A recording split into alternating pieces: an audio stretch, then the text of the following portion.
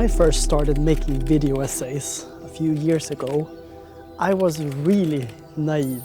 I thought that if I just make videos where I present arguments and information that I find convincing, then of course everyone else would just agree with me. So for example, I made one video about Sweden's most expensive highway project, hoping that other people would agree with me that this is a disaster.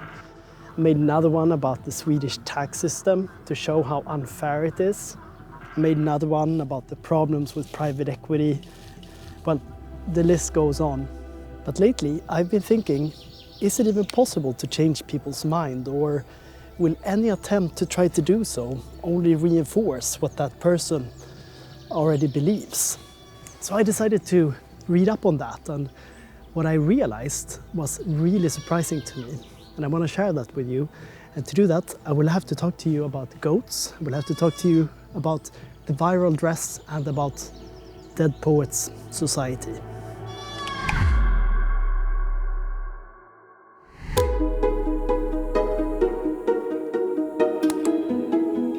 In 1990, the same year, supernatural romance movie Ghost was the world's highest grossing movie, same-sex marriage was still not legal in any country on earth. I believe that marriage is between a man and a woman. But I do not support gay marriage. In 2001, Netherlands legalized same-sex marriage, followed by Belgium and some Canadian provinces in 2003, and today same-sex marriage is legal in 37 countries across the globe, and the countries where homosexuality is illegal are becoming fewer and fewer. I have to tell you, as I said, I've been going through an evolution on this issue. I think same-sex couples should be able to get married. For many centuries, doctors treated patients by removing a small amount of blood from patients' bodies, a practice known as bloodletting. This was based on the belief that most illness was caused by an imbalance of the body's 4 different essential fluids, known as the humoral theory of medicine. Then in the 1860s, Louis Pasteur discovered microorganisms, which led to the understanding that many illnesses are caused by microorganisms, and the humoral theory of medicine was replaced by the germ theory of disease. Today, bloodletting is recognized as the absurd, macabre and even dangerous method that it actually is. For most of history, slavery has been widespread. In the 1st century BC, Julius Caesar enslaved hundreds of thousands of people during his military campaigns. And when the first president of the United States, George Washington, died, he owned as many as 124 slaves. And as late as 1802, Napoleon essentially legalized slavery when he signed a law reversing a previous ban on slavery. But 150 years later, the UN adopted the Universal Declaration of Human Rights, prohibiting slavery, and while issues with modern-day slavery do persist, essentially all countries have now abolished slavery.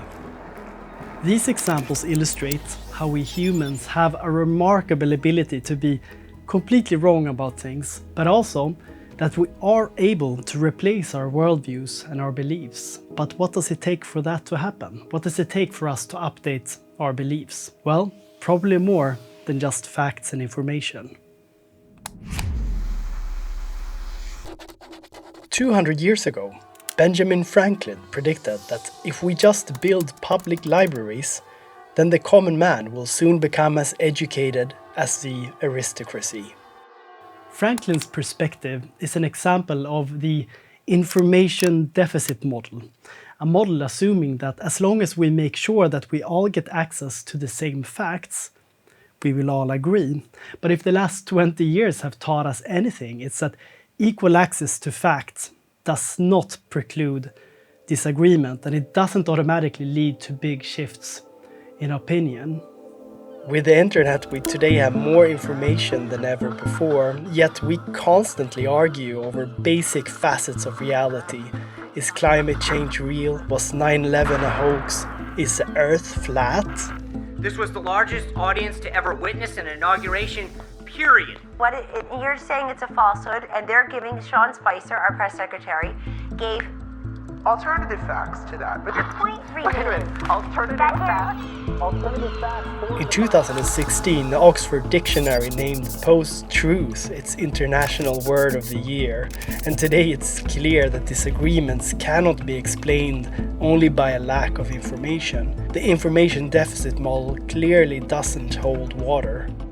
But despite that, many of us, me included, keep believing that if other people just see the same information and facts as we do, then surely they will agree with us. So in chat groups, around dinner tables and in YouTube videos, we present facts, hoping that people will change their minds. But they don't. Why? Well, maybe because they don't even see the same colors as you do.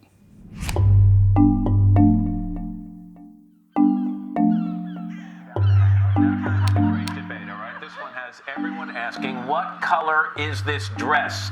Tamron, get us to the bottom of this. Yes, it is divided. In 2015, this picture of a dress went viral. To me, this dress is blue and black. To many others, perhaps including you, the dress is gold and white. We see the same picture, the same facts, yet we make completely different conclusions about its color. The picture of the dress actually isn't blue and black, and it isn't white and gold. The picture is overexposed and causes ambiguity about the dress's true colors. So the colors you see are actually simulated by your brain to eliminate the ambiguity. But why does my brain simulate blue and black, and your brain simulates white and gold? Researchers at New York University seems to have come up with a good explanation for why we compensate with adding different colors. From surveying 13,000 people, they found that people who are night owls and who have spent much time with artificial lighting are likely to see the dress as blue and black, and people who are early birds and have spent more time in natural light, they are more likely to see the dress as white and gold.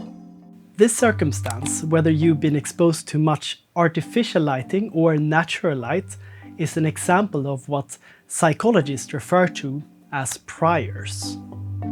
When our brains encounter something ambiguous, like a picture that lacks information on color, the brain falls back on these priors to make sense of the world, to fill gaps. And since we all have different priors, we can sometimes look at the same evidence, but still disagree when it comes to our conclusions. And importantly, our priors don't just influence what colors we see, they affect all sorts of ambiguous situations that we encounter. So based on my priors, I believe it's unfair that some people have a lot more than others, and that it's mostly luck that determines our outcomes in life. So when I see evidence that our tax system increases inequality, I conclude that this is bad and I make a video essay about it. John Doe, on the other hand, because of his priors, he believes it's good that some people have more than others and that effort and merit determines our positions in life. So he concludes that the tax system is great. And when he sees my video about it, he concludes I'm an idiot, and he tells me as much in my comment section. Same evidence and facts, yet we reach completely different conclusions. But, and here's where it gets really interesting, this process that takes place to the left of the dotted line is often completely unconscious to us. Our conscious experience isn't even aware that the picture lacks information about the correct colors. We don't feel ambiguous about the color. We're only consciously aware of the result of this process, the conclusion. And this result, the color we see, how we view the tax system, they don't feel like opinions, they feel like the actual truth. When we disagree about the color of the dress and about many other things, we don't just believe that we are right and other people are wrong. We believe that we are sane and honest and other people, they are crazy or they're lying. It also turns out that once our brains make conclusions, it's quite reluctant to change its mind.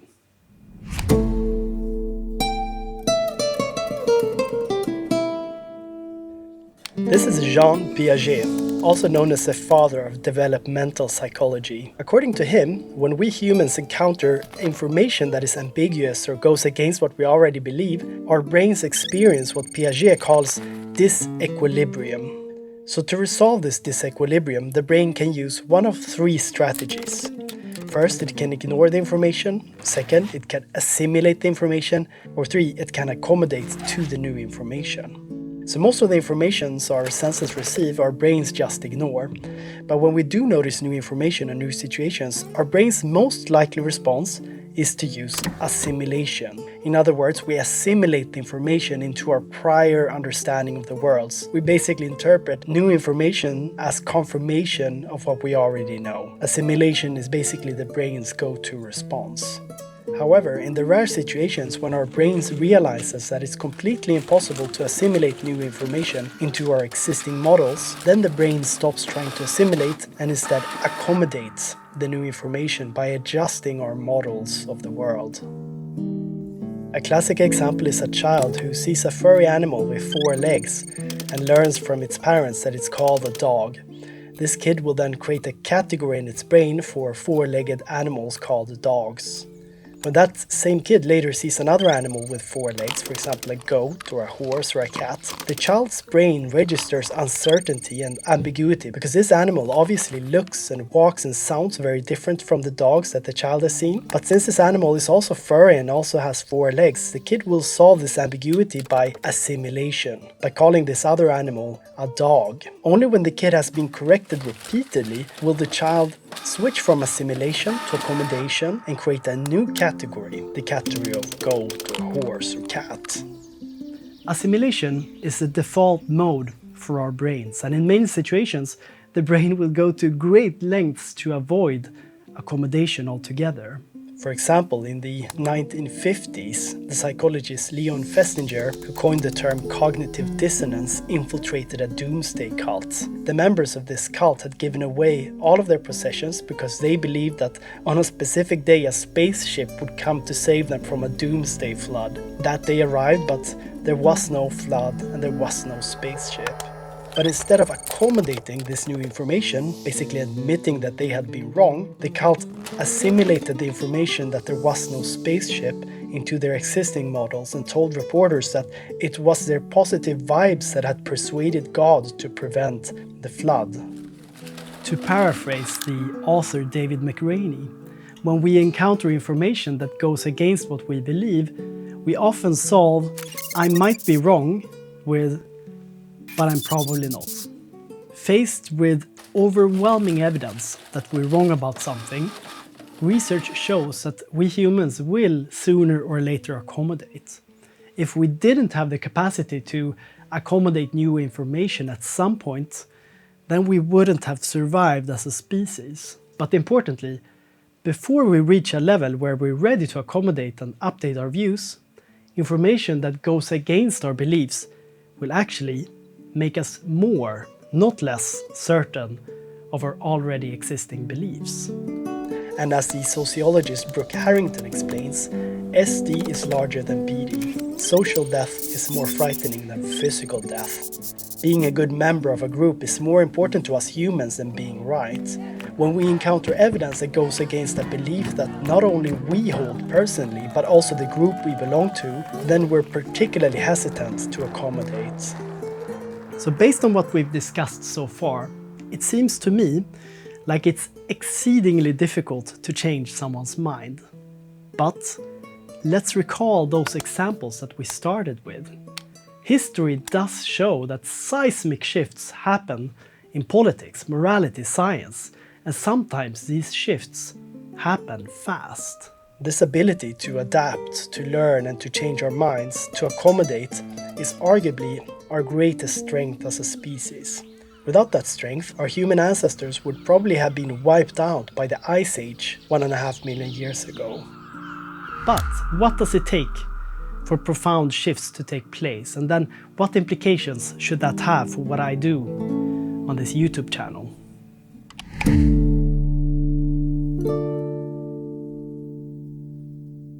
In the final scene of Dead Poet Society, the hero teacher, played by the late Robin Williams, has been fired by the authoritarian headmaster Mr. Nolan. As Robin Williams is about to leave the school for the last time, the student played by Ethan Hawke suddenly stands up on his desk to show his support for Robin Williams. Mr. Nolan gets furious and shouts at Ethan Hawke to sit down, and for a while we're not sure what will happen. Then, after a tense moment, another student gets up on his desk and then 2 more, and soon more than half of the students are standing up on their desks. This scene illustrates the power of what the sociologist Mark Granovetter calls conformity thresholds. This term refers to how many people we need to see adopt a certain behavior or belief before we're willing to do so ourselves. So if you place the population on a spectrum based on their conformity thresholds, then at one end of the spectrum we will have people with low conformity thresholds, so-called early adopters. So let's say that you have a 0% conformity threshold, then you're willing to be the very first person to adopt a behavior or belief. In that scene from Dead Poets Society, Ethan Hawke has a 0% conformity threshold. He's willing to stand up for Robin, even though no one else is willing to do so. On the other end of the spectrum, we have people with high conformity threshold, so-called holdouts. So if you're at a 100% conformity threshold, you're unwilling to adopt something new unless essentially everyone you know is already doing it. Some of these people who are still sitting down at the end of the scene may have high conformity levels. Maybe they want to support Robin Williams, but they won't do so unless essentially everyone, including the headmaster, is also doing so. Our conformity thresholds can vary depending on the situation and topic, obviously, but overall most of us will most of the time be somewhere in the middle of this spectrum, and the population will typically form a bell-shaped normal distribution curve along this spectrum. But here's where I think it gets really interesting. If a new behavior or belief will spread in a population does not depend only on the overall conformity thresholds, but it also depends on the connection between different groups. Let's imagine 3 groups: Group A, Group B, and Group C. In each group there are 10 people with a mix of people with different conformity thresholds, ranging from 0% to 90%. Between groups A and B, there's what researchers call a weak tie between a 30% low threshold person and a 0% early adopter. Between groups B and C, there's a weak tie between a 70% holdout and a 20% low threshold person, and between groups B and A, there's a weak tie between an early adopter and a holdout. So let's now say that the early adopter in group A adopts a new behavior or a new belief. This early adopter constitutes 10% of Group A, so she makes the person with a 10% conformity threshold in this group conform to this new behavior, who in turn triggers the 20% threshold person, who in turn triggers the 30% person, and this person then influences not only the 40% person in Group A, but also the early adopter she knows through a weak tie in Group B. That behavior then spreads throughout Group B to the holdout in Group B, who influences the low threshold person he knows in Group C. And by then, even the holdout in Group A has been flipped and influences the early adopter in Group C, which means that Group C will have new influence coming in from 2 directions. This is how researchers say that behaviors and beliefs spread through societies. And why is this relevant? Well, because, and this is key, this shows that even if people remain as stubborn and conservative as ever, change is still possible. Because even if the individual conformity thresholds aren't changing, as long as new connections, weak ties, are formed between different groups, then all of a sudden the whole network could become susceptible to change. So let's say, for instance, that the weak ties between groups A, B, and C would have looked like this instead. Then the new behavior would never have spread beyond Group A. That's why some ideas can remain isolated and lead nowhere for very long times. Then, when the network becomes ready, because new connections have formed, then all of a sudden, these ideas can change everything. I have to tell you, as I said, I've been going through an evolution on this issue. I think same-sex couples should be able to get married. In other words, does it make sense for me to keep trying to change people's mind through my video essays like this one? Well, yes, I believe it does, because at some point the network may be ready for the behaviors and the beliefs that I am advocating for. To quote David McRaney again, the ideas that change the world are the ones in the heads of people who refuse to give up.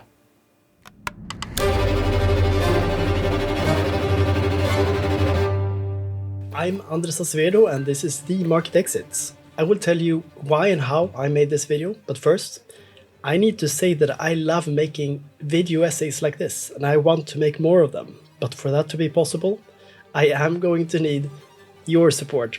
So if you like this video, please help me out by sharing it with your friends, by clicking the like button, clicking subscribe and leaving a comment. And if you really like what I do, please consider helping me out by becoming a Patreon supporter at patreon.com/themarketexit. And to my existing patrons, thank you very much for being with me. So I decided to make this video essay after reading David McRaney's book, How Minds Change. And the things I talk about in this video, I learned from that book. So if you found this essay interesting, you will absolutely love David McRaney's book. And obviously his book includes so much more than I had time to talk about in this essay. For example, he talks about what techniques he can use to change people's minds in one-to-one meeting. It's super fascinating and it's a great read. Through David McRaney's book, I also found Greg Sartell's book, Cascades.